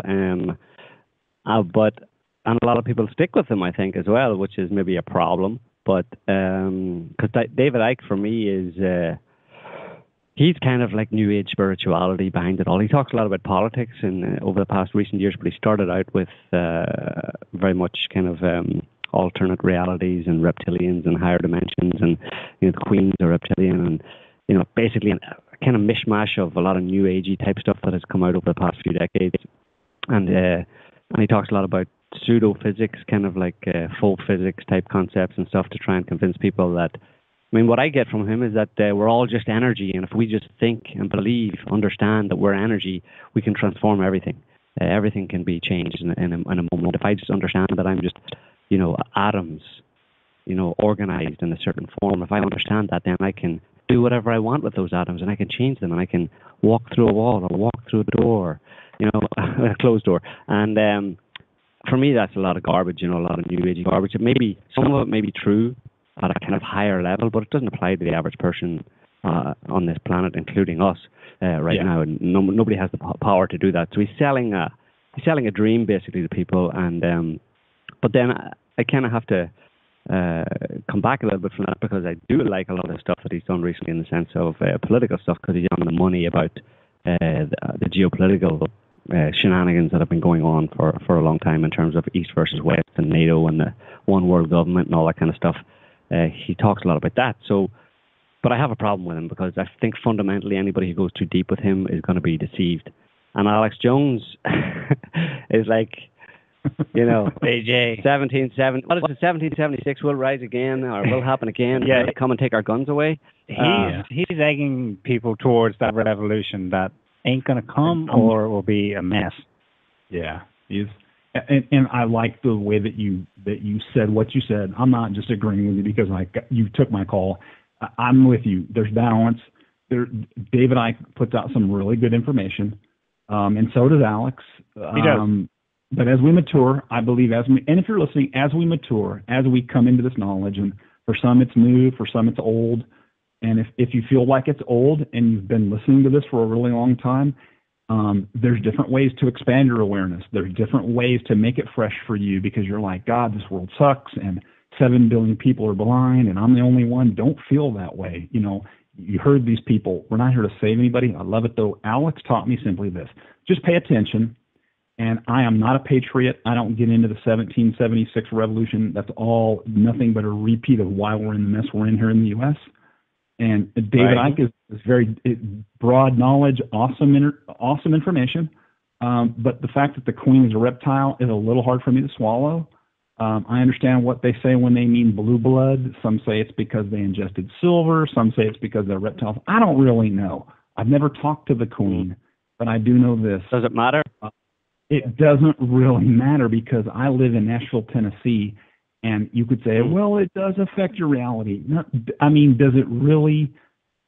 I just try to get it down to the meat and the potatoes on the table, my family and what I'm doing, and I'm really glad that you guys are talking about this stuff. But I think it's I think what a lot of people have done in this genre of information, and myself included, is we stay addicted to what's out there, way out in the stratosphere, the Bilderbergs and the Queen, and because it's celebrity is what it is, and we get addicted to that, and we forget how to affect change in our own households. And you sound balanced, and just there's some harmony there, what I'm hearing, and I really appreciate that. Mm-hmm. Yeah, thanks for saying it, Greg. Have you ever visited our website, SOTT.net? No, I mean, this is the very first time I've ever even seen your show on Blog Talk. Okay. Well, we have a website called SOTT.net, but I think you might actually enjoy our forum. It's not directly linked to the website. I mean, there's not a direct link from it, but our forum, but it talks about a lot of other stuff. The website is has various different categories, covers the news in various different categories, and we have editorials and stuff on there. But our website, which is Cassiopeia.org, it's CASSIOPAEA.org. It's a website that covers an extremely broad range of topics, and it's been going for quite a long time. And I kind of it's just my instinct that the way you're talking about things, that you might actually find that forum quite interesting. If you're looking for people who would kind of, share your opinions and maybe challenge your opinions, or you could challenge their type of thing, it's a good website it's a good forum to have a look at. Just a thank you. FYI. I appreciate that. No problem. All right, Greg, we'll let you go. Yes, have a Thanks good for your week. call. Bye. You too. Thanks, Greg. Bye-bye. Bye. Yeah, a little conspiracy theory on David Icke. He came along in like the 80s. He was on Wogan, TV show Wogan. He first came out kind of thing publicly on Wogan, where he said he was the son of God. No, maybe it was 90. Yeah, late 80s, early 90s. He was on this chat show, Terry Wogan, in the UK, and that's where he said he was the son of God. And that's how he's a former footballer, goalkeeper for an English football club. And then he was a TV presenter. He went from football into presenting, on a sports, presenting the sports channel. And then he became the son of God. And suddenly, just a transformation, a road to Damascus, quote unquote, type experience, a revelation to him suddenly turned him into the son of God. And he went on this journey, this track that he's been on since then. But I always thought it was interesting that that kind of thing, when that happened to someone, he was in the UK, about probably 15 years later, or 1998, about 15 years later, there were two British MI5 agents, Annie Mahan and David Shaler. Yeah. And they had to go on the run from MI5 because they were releasing information about how MI5 was in bed with Al-Qaeda, more or less. And that they had plotted to assassinate Gaddafi. Right. Exactly. Yeah. Using their Arab terrorist proxies. Yeah. She is still on the level, but when he went back to UK very quickly, and this is like, I don't know, you could question his mental stability previously or whatever, but he seemed like a very normal guy, and when he was talking just in the maybe short period of time after this came out and he was able to speak about it, he was very lucid and very very eloquent in his talking about it. And then within a period of a few months, he just went straight downhill. And one of the things that he eventually started to say was that he was the son of God, that he was Jesus, basically, in almost the same way as Icke did. And then it went kind of a bit further, where he became a woman. Essentially, he picked a new name as a female name, and he started dressing as a woman. Yeah. But I always have a question over that in terms of, we know. This isn't science fiction now. We know that there is technology, has been for quite a long time, where people their minds can be messed with through projected audio into their heads, telling them to do things, etc. Just with microwave, actually. Beamed, basically. Yeah, basically microwave beaming, where they can vibrate your inner ear, send impulses to your inner ear that will mimic speech, basically, the same frequency as speech, and they can make you hear things from a distance. And that's just one example of the kind of things that have been, and this is from, I think this paper was written in the 80s, a scientific paper in the 80s or before. I think it was that Delgado guy. I think he's Jose. No, not him. This was more of an actual mainstream kind of scientific paper saying that this was, so that little thing leaked out. So that kind of thing can happen, So messing with people's heads and making them believe they're Jesus, driving them crazy through voices in their head until they start saying that Jesus is plausible. So that, it's just a little concept or idea on the origins of Icke, maybe, and what he is today. But who knows? As long as people keep saying the right thing, and the higher the signal to noise ratio is in terms of they don't deviate from it, it's just truth and nothing but the truth. Well, then you can go with it, Yeah, share it, support it. We sometimes put some of their stuff on, like Alex Jones' Infowars that gets on SOTT. If they say something that's truthful. Yeah. Doesn't mean we agree with everything else he says, but if he says one thing truthful, we're not promoting him, we're just copying something he said or repeating something he said. There's been plenty of other people. Someone on the chat room just said the same kind of mind meddling or interference with people's minds was done with the guy who killed Anna Lindh, the Swedish leftist foreign minister. I mean, a lot of these people, these lone nuts. Well, the guy who was involved in the DC Navy Yard shooting, black former U.S. naval officer, not naval officer, as in intelligence. Anyway, he was now working for a contractor, and he told police, there's a whole backstory. I don't think it was made up. He was telling police, he was turning himself in 5 months before telling them that the shooting, that they were beaming stuff into his head. Somebody on an airplane was beaming something, and they were chasing me down the corridor in my motel and stuff. Yeah. There's probably some substance to it. Yeah, absolutely. I think there is, I mean, you can go back a long way. You can go back to Sirhan and the shooting of Bobby Kennedy, I mean, we had a show on that where his lawyer, this was I think it was the Albarelli show, where we interviewed him, and we had an audio of speech or a talk by Sirhan's lawyer at the time, who just not long after he was put in prison for shooting Bobby Kennedy, the lawyer got a hypnotist into the cell and hypnotized him very quickly and very easily, and told him to climb up, and the lawyer was present for this, and told him, when he tapped him on the head after putting him under just very quickly, he said, when you wake up, you're going to climb up the bars of the cell and start making monkey noises. So he tapped him on the head, and Sirhan, up the bars he went and started making monkey noises. And then he kind of tapped him again, and he told him to come down and took him out of it. Before he took him out of it, when he asked him, Sirhan, why are you up at the bars acting like a monkey? Who told you to do that? He said, nobody told me to do that. I did that myself. I chose to do that. I mean, this isn't science fiction. This is well-known, psychological fact, basically. That people can be hypnotized to do. I mean, there's been people. I used to go to shows when I was young.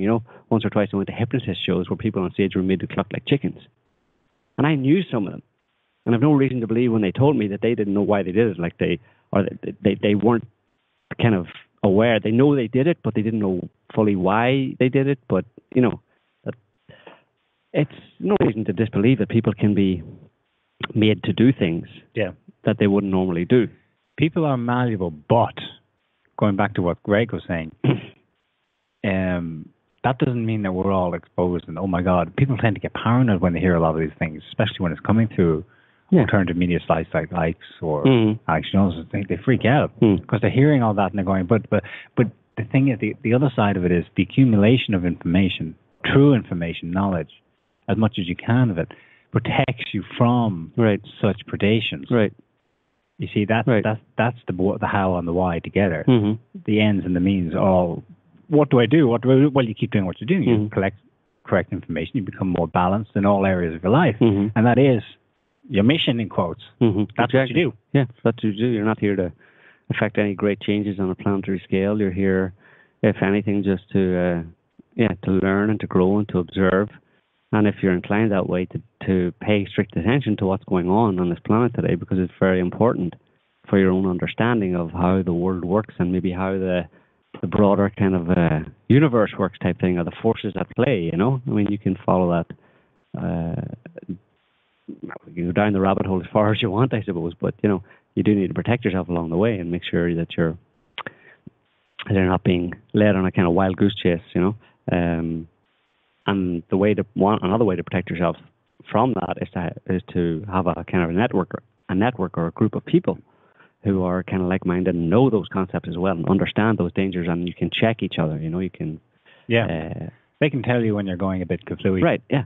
And they're not involved in something particular that you're doing or researching. They can give you some external, more objective feedback. And that's a very useful safeguard against being led down the garden path. Anyway. Will we leave it there? You don't want to say anything about Russia, do we? Well, I wanted to ask Daniel's take on it, but I have a good feeling. I know what he would have said. Yeah, I think he gets it, that Putin's being I would say the thing about this guy, squeezed by the power of the bee. There's an Nemtsov guy who was killed. He was killed not because of how important he was, but because of how unimportant he was, because how insignificant, because he wasn't that useful to the people who killed him. So he was killed, and that exposes the kind of lie of the Western media of what they're saying. That they're saying the opposite, that he was killed because he's such a threat. But in fact, the truth is another example of how you can turn the Western media angle completely on its head. They're saying that he was killed by Putin. They're implying it in some way or other that he was killed by Putin or someone within the Kremlin because of the threat that he posed to the Kremlin and to Putin. The truth is he was killed because he was insignificant and he was expendable, in fact. Yeah. Which means that he was not killed by Putin. He was killed by the enemies of Putin, and he was useless to them because, in fact, he was. I mean, the BBC even had to admit this, that the guy had fallen off the radar politically. He was not a prominent Russian politician. He was actually, he was kind of supplanted or replaced by the Navalny guy who was under house arrest and his gang, who are younger than the guy who was shot, and they're more social media savvy. They came on the scene within over the past few years and used the social media, civil society, open society kind of techniques of activism, and that's why they're the main opposition, main phony opposition now. The Nemtsov guy, he was a has-been, so he was the perfect choice to get the last bit of use out of him, effectively, through killing him. It's sick. The bastard used to his whole life, his whole career. I mean, over the past 10 years, let's say, his career has been funded by the U.S. government, the U.S. State Department, to attempt to destabilize and overthrow Putin. He kind of failed in that attempt. He was no longer useful, but they can get one last use out of him by killing him and trying to blame Putin. It's sick, but it's the way those people think. That's the way. That's their logic in quotes. It's just straight through, problem, reaction, solution thing. It's just like BBC might have said, well, actually, caveat, he wasn't that important on the 20th paragraph. But the headlines in the London press are very clear that this guy, well, the message, the suggestion, they're not actually stating it, but the suggestion is obviously this guy who was killed was the leader of the opposition. I know, but they totally spun that. They've completely spun that. That's a complete and utter lie. I mean, you go and you can find various sources within Russia and outside Russia who all say he was a has-been. He had lost it. He was off the radar. He was not significant. He hadn't achieved what he tried to achieve. He couldn't even get 5% of the vote in the 2011 election to actually run for parliament or run for the presidency. His party got. I mean, they say he couldn't even get 5%. I think it was because he got like 0.5%. Like nobody voted for this guy. So what kind of opposition is that? And this is one thing I mentioned. Someone was that just so people know, the opposition. The West is talking about the opposition in Russia. Right, that this guy who was killed was a leader of the opposition and the opposition against Putin and the liberal opposition, as if they're some big shakes. The opposition, when you talk politically, the opposition is the party that is not in power, but is the next biggest party to the party in power. The second biggest party in the country. Yeah, that's what the opposition is. In the UK, right now the Conservatives are in power with the Liberal Democrats as a coalition, but Labour is the opposition because they're out of power, but to the next biggest party. In Russia, it's the same in most Western countries. In Russia, it's no different. The second biggest party in Russia is the Communist Party. Oh, we can't mention that. That's the opposition. So if you want to cover opposition rallies in Russia, cover like that actually opposition that represents a significant portion of the will of the Russian people who don't agree with Putin. You look to the next biggest party, which is the Communist Party. So when they have rallies, the BBC and New York Times and CNN should be reporting on those rallies and saying, here's the opposition rally, here's the significant opposition rally in Russia, waving their communist flags. But they don't do that for some reason, because that's not the kind of opposition that they want there to be in Russia. That doesn't exist. They want a Western liberal, I could use lots of other words, but I want Western liberal, open society, civil society opposition in Russia. That's the kind of one. They want a Western modeled opposition inside Russia. And they don't have it, so they create it. They throw money at it, and they try over and over and over again. And the Kremlin doesn't have to do anything about it because it has no traction in Russia. Because most Russian people are like wise to what's going on and aren't interested in that kind of Western bullshit, Western liberal bullshit. You know, sure, there were 10,000 people who came out for the march today that was pre-planned. Although they came out under a different banner. Come on under a different banner with his picture and Russian flags and stuff. But 10,000 people in Moscow isn't a lot of people, and especially it's actually not a lot of people when you consider the fact that a lot of those people would have been out simply in sympathy with someone who was assassinated, tragically assassinated or cruelly assassinated, in Moscow, and who was known by a certain amount of people, So the fact that there were 10,000 people in the street doesn't mean anything. That's not a really big opposition. The communists can have like 500,000 people on the streets tomorrow in Moscow. It would have been interesting if the Russian government had encouraged people to come out from the point of view of, well, a guy was shot dead unjustly. Right. And then they had millions waving Russian flags, and they would have spun it in the West as one thing. Yeah. But it would have been something totally different. I know. And they're like, nonsense. Here we go, this is it. We're going to get the Maidan in Moscow. Wait, it's not happening. Oh. About the Maidan in Moscow, I mean, there were a number of Russian people. Nemtsov was part of the corrupt, yeah. No surprise. This may have been planned in the sense that the Maidan in Moscow idea was being talked about in Russia as being planned for this spring. So there might have been a timetable. It fits with the sanctions, with everything else. Pretty pathetic attempt, though. I know. Well, they're going to need to do an awful lot more. I mean, you consider what they had to do in Ukraine. Months of preparation, whipping people up, throwing millions of dollars at phony NGOs in Ukraine, and then having a months-long protest camp on Maidan Square, increasingly violent, and then eventually shooting over 100 people over 2 days. That's what they needed to do in Kiev, in Ukraine, or specifically Kiev, to be sure of a coup, of a revolution that actually worked. Shooting one guy outside the Kremlin, I reckon that's you're gonna need a little bit more. But of course, I think so. In that sense, I just place it in the context of the continuing asymmetrical propaganda, demonization of Putin by the West, just to put pressure on him to try and smear him as much as possible. I mean, the next thing will be like they killed our Lord Jesus. The CIA or the State Department will find some document on Facebook that says that Putin killed Jesus. So, and that'll be added to the list of things that he did. And that he eats babies or something. Anyway, it's all a bit ridiculous. It's hard to stomach sometimes, but what are you going to do? There's nowhere to go. Get me on a spaceship to Mars. I don't know. I want to go to Mars. It's cold out there. And get me, or just the moon then. I could eat some of that lovely moon dust. Or cheese. Or the cheese, whatever, yeah. No, I'd probably end up having to share a seat with Henry Kissinger or something like that. The age of him. Yeah. He should have slipped off this mortal coil by now, but oh well. Anyway, we're going to leave it there for this week, folks. Thanks to Daniel again for talking to us and for discussing these interesting topics and issues. And to our caller, Greg, and to our pop-ups, not our pop-ups, our pop-uppers, or our chatters. I think we're going to have a little outro here. So until next week, folks, have a good one. Thanks for listening, and we will see you then. See you then.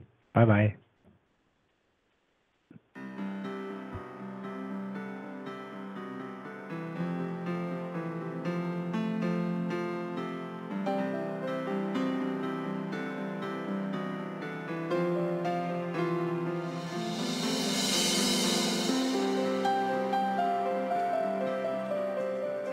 Well, hello.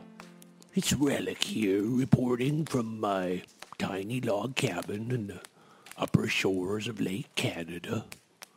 This place has on average about, 37 months of winter every year. Yeah, it's pretty cold. Being cooped up inside for so long, folks around here sometimes come down with a bad case of cabin fever. Some folks call it Ebola of the North, but there ain't no vaccine for crazy. Anyways, to pass the time, I like to keep up to date with all the celebrity gossip that one might find on the interweb. So, let's get started. The Academy Awards were handed out last week, and, well, nothing glamorizes the vapid excess of celebrity culture like a bunch of surgically enhanced beautiful people patting each other on the back for receiving a golden statue of a little naked man. Yeah, times have changed.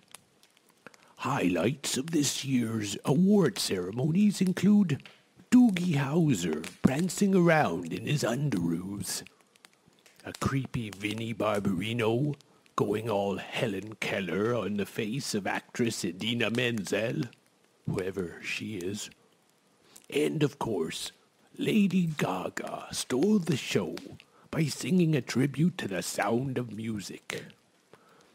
You know, when I think about it, it's actually rather horrifying to imagine what her favorite things might be. Speaking of Lady Gaga, Entertainment Tonight is reporting that she and her longtime boyfriend have announced their engagement. Well, congratulations to the happy couple. She's famous for her elaborate costuming, and rumor has it that Lady Gaga has designed a wedding dress made out of marshmallows and chocolate.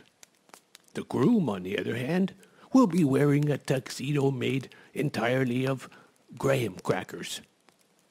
This is so that when they toast the bride and groom, they can create a giant s'mores. True story.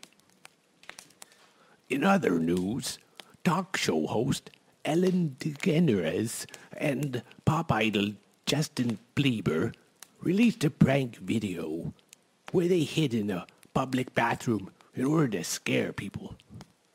Well, back here in Canada, we actually have a word for finding Justin Bieber hiding in your bathroom trying to scare you. Yeah, we call it justifiable homicide. I'll fix him. Fix him good. And one last Oscar item of note. When the nominees were first announced, there was a substantial uproar that the Lego Movie was overlooked for Best Animated Feature Film. Well, as tragic as that development was, I just have one question for them folks who wrote that movie's theme song, Everything is Awesome.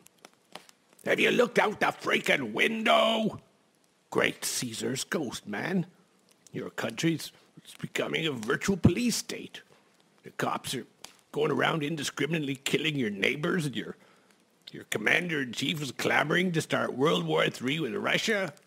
And have you seen the weather outside?